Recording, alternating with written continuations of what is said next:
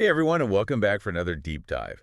This week we're going to be looking at all the AI news that dropped between January 5th and the 12th, 2025. And let me tell you, there's some pretty wild stuff in here. Yeah, it's been a busy one. We got everything from like AGI singularity talk to like AI robots that you can rent, AI that's helping fight wildfires, AI that can maybe even decode what our genes are doing. It's been a lot.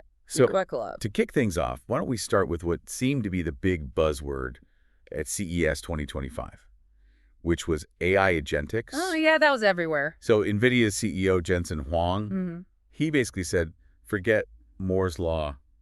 AI chips are advancing like crazy. And this is leading us into like a new era of these super smart AI agents. Right, and I think we should maybe unpack what an AI agent actually is, because it's not just a fancy algorithm. Think of it more like a system that can make its own decisions based on what it learns and operate without someone constantly telling it what to do. Okay, so it's not just following pre-programmed instructions. Right, exactly. It's like figuring things out on its own. Yeah, it's learning and adapting as it goes, which is a pretty big deal. And NVIDIA's not just talking about this. They're actually rolling out tools and platforms to help people build these agents. Oh, wow. So they're really going all in on this. Yeah, they're even teaming up with companies like Toyota to develop self-driving cars using these agents. Hold on. So you're telling me my next car might have an AI agent, like actually driving the thing? It's not out of the realm of possibility. That's both amazing and kind of terrifying at the same time. It's definitely a huge shift, but it also brings up a big question that's been on everyone's mind. Which is? What happens to human jobs when these AI agents become more common? Yeah, that's the million-dollar question, isn't it? It is. On one hand, we have OpenAI CEO Sam Altman saying that we're going to have AI workers this year, like actually in 2025. Right. But then he also mentioned that their ChatGPT Pro is actually losing money. So is this whole AI workforce thing even sustainable? Yeah. Well, the financial side of things is definitely something to keep an eye on. Yeah. Developing and deploying this kind of advanced AI is expensive. But when we talk about AI agents taking jobs, we need to think about which jobs are most likely to be affected first. Okay, so it's not like robots are going to replace everyone overnight. No, it's way more nuanced than that. So are we talking like robots taking over fast food jobs first, or maybe truck drivers? Well, those are definitely areas where AI and automation have already been making some inroads, but think about tasks that involve a lot of repetition, data crunching, or even customer service. Okay. Those are the kinds of jobs that AI agents could potentially take over first. So jobs that are kind of predictable and rule-based. Exactly. But it's not all doom and gloom, right? Right. As these agents take over certain tasks, it could free up humans to focus on more creative, strategic, or interpersonal roles. Okay, so that's a more optimistic way to look at it. It is. But it still sounds like a big adjustment for a lot of people. What about retraining and preparing for this shift in the workforce? That's absolutely crucial. We need to be thinking about educational programs, skills development, and even support systems for people whose jobs might be displaced. Yeah. The World Economic Forum actually predicts that AI will create a net increase in jobs globally by 2030. Really? But those will be different types of jobs requiring different skills. So it's not just about learning to code, it's about learning how to work alongside AI. Exactly. It's about adapting to this new reality. Which brings us to another interesting development this week, something that raises some questions about ethics in AI. Okay. Microsoft is being accused of trying to trick people into thinking their search engine. Bing is actually Google. Oh, yeah, I saw that. Wait, what? How are they doing that? Are they like putting up fake Google signs or something? No, nothing that drastic. It's more subtle than that.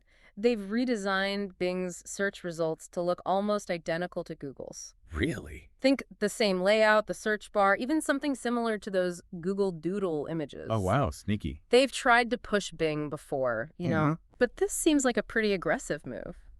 Well, imitating your competitor is one thing. But is it ethical to make your product look like someone else's just to confuse users? It seems kind of shady to me.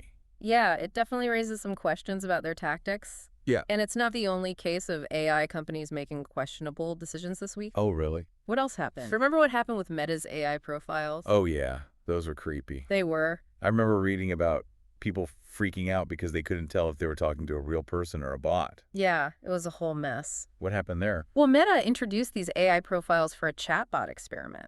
Okay. The problem was the chatbots were making some inappropriate comments and users couldn't block them. Oh, no. It caused a huge backlash because people felt like they had no control and were being tricked. Yeah.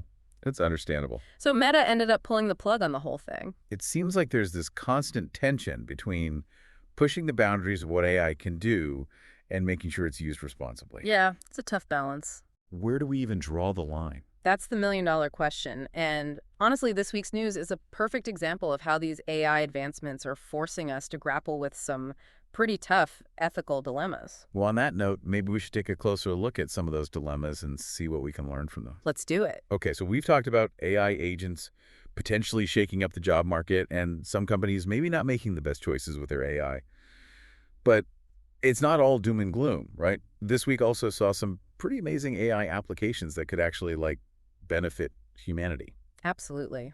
One area where AI is proving incredibly valuable is in disaster response. Oh, yeah, for sure. For example, there's the system in California called Alert California, which uses AI to help fight wildfires. I read about that. It's basically a network of over 1,000 cameras that use machine learning to constantly scan for signs of wildfires, right? Exactly. The AI flags potential fire risks, and then a team of humans reviews the footage and alerts firefighters if necessary. So it's like having an extra set of eyes constantly watching over these dry, fire-prone areas. Precisely. It's a game changer.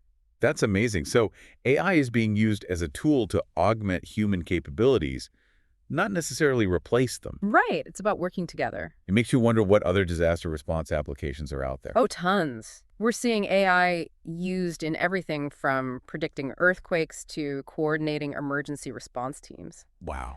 It's really changing the game in terms of how we prepare for and respond to natural disasters. It's like AI is stepping up as a superhero. Oh, Right. Protecting us from the forces of nature. I like that analogy. But speaking of life-saving potential, did you see that story about AI potentially decoding gene activity in human cells? Oh, yeah, that's some next level stuff. That's incredible. This AI model called GET was trained on a massive amount of data from human cells. Okay.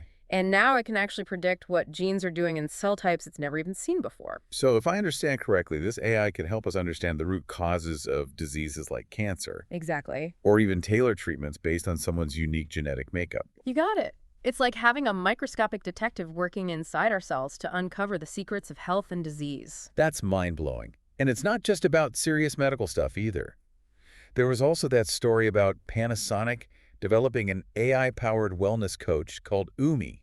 Right. Umi. It uses Anthropic's Claude AI to help families connect and build healthy habits. It's like a digital cheerleader for your family's well-being, I love that. helping you set goals, create routines, and even providing personalized advice. That's so cool. It's a great example of how AI can be used to promote social connections and healthy lifestyles. Yeah, for sure. Okay, so we've seen some really amazing examples of AI for good. We have. But let's be real, not everything is sunshine and roses. Right.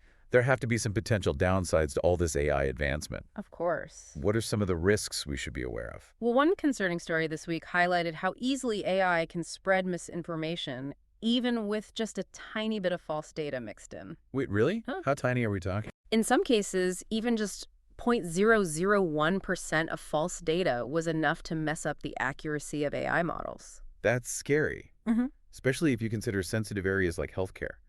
Imagine an AI-powered diagnostic tool that's been trained on data with even a small amount of misinformation.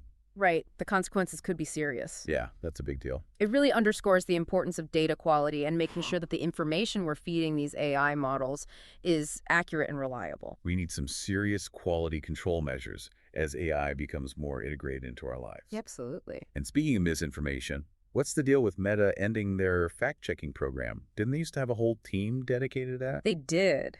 But Meta claims their previous approach was leading to too many errors. Oh, really? And they're now moving towards a system that relies more on user feedback to identify fake news. So basically, they're putting the responsibility on users to decide what's true and what's not. In a way, yes. They argue that it prioritizes free speech, but critics worry it could lead to more misinformation spreading on their platforms. It seems like a tough balancing act.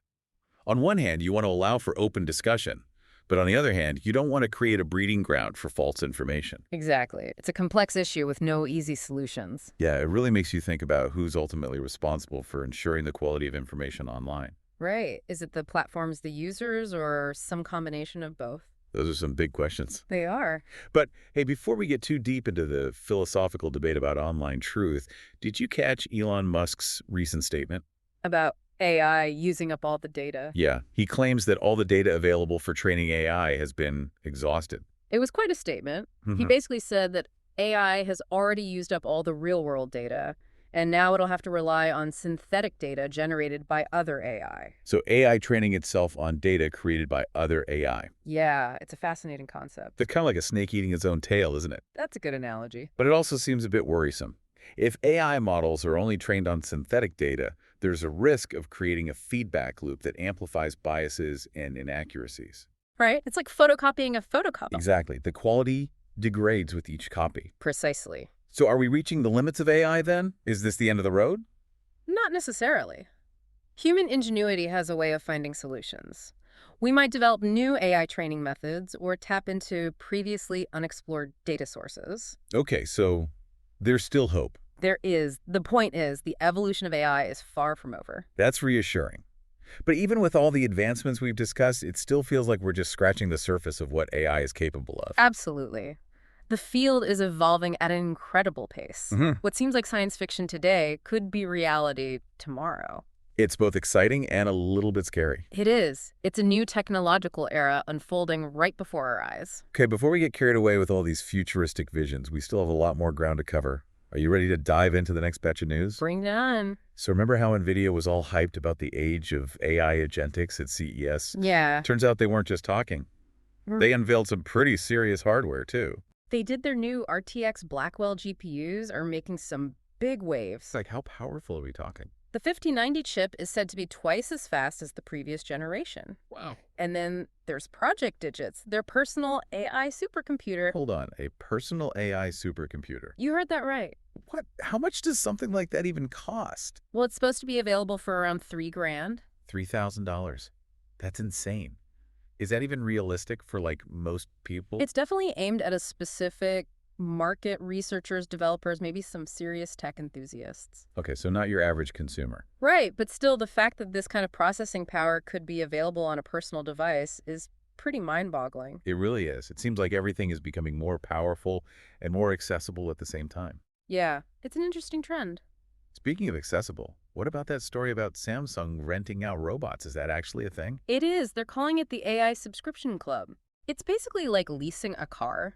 You pay a monthly fee to use their latest AI gadgets, including robots like their Bally model. So instead of buying a robot outright, you can just rent one for a while.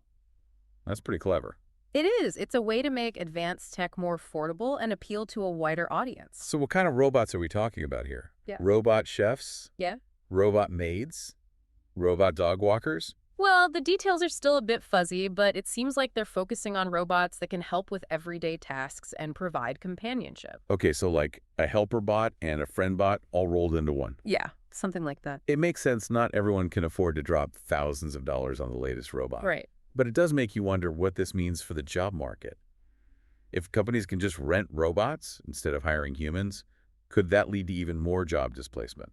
It's definitely something to think about. Mm. As this technology becomes more widespread, we need to consider the potential social and economic implications. Yeah, for sure. All right, let's move on from robots for a bit. There were also some stories about advancements in more established AI tech. Right. Did you see that Google is testing a new feature called Daily Listen? Yeah, I did. It basically turns your search interests into personalized podcasts. Wait, what? How does that work? It analyzes your search history and browsing data, Uh-huh. and then creates 5-minute episodes tailored to your specific interests. So instead of endlessly scrolling through articles or videos, I can just listen to a podcast that summarizes everything I'm interested in. Exactly. It's all about efficiency and personalization. That's pretty cool, especially for people who are always on the go. Right. And then there's XAI launching a standalone app for its Grok AI. Right. Seems like everyone wants a piece of the AI assistant pie these days. It's a competitive market for sure. Mhm. By offering Grok as a separate app, XAI is hoping to attract users who might not be on their X platform. Okay, so they're trying to expand their reach. Exactly. And Grok can do a lot of things: generate images, summarize text, even give you real-time information based on web and X data. It sounds pretty impressive. It does. It'll be interesting to see how it stacks up against the competition. Yeah, me too. But while we're talking about this race to develop AI, there are also some stories this week that highlight the potential downsides. What about that report on OpenAI and Google buying up unpublished YouTube videos to train their AI? Oh, yeah. That one was a bit controversial. It seems they're using this video data to train models that can generate and understand video content. So basically, they're just gobbling up all this data, even videos that haven't been publicly released to feed their AI. Yeah. Doesn't that seem a bit ethically questionable? It definitely raises questions about content ownership and privacy. Who owns the rights to those unpublished videos? And what safeguards are in place to prevent misuse of that data? Yeah, those are some important questions. Good. And then there's Microsoft suing hackers for misusing their AI technology. It seems like the battle against malicious use of AI is heating up. It is. As AI becomes more powerful, it's inevitable that bad actors will try to exploit it. Right. Microsoft's lawsuit just highlights the need for robust security measures and legal frameworks to protect against AI misuse. It's like a constant arms race, isn't it? As soon as we develop safeguards, someone figures out a way to bypass them. It definitely feels that way sometimes. It's a reminder that AI development isn't just about technological progress. It's about anticipating and mitigating potential risks as well. Couldn't agree more. And as we wrap up this deep dive, I think that's a crucial point to emphasize. Yeah, this week's news has been a roller coaster of excitement, breakthroughs, and concerns. It has. The world of AI is rapidly transforming, and we need to approach it with both enthusiasm and caution. Exactly. We need to have open conversations about the implications of AI, both the positive and the negative, so we can navigate this new landscape thoughtfully. Well said. Thanks for joining me on this deep dive into the ever-evolving world of AI. It's been a fascinating journey. The pleasure was all mine.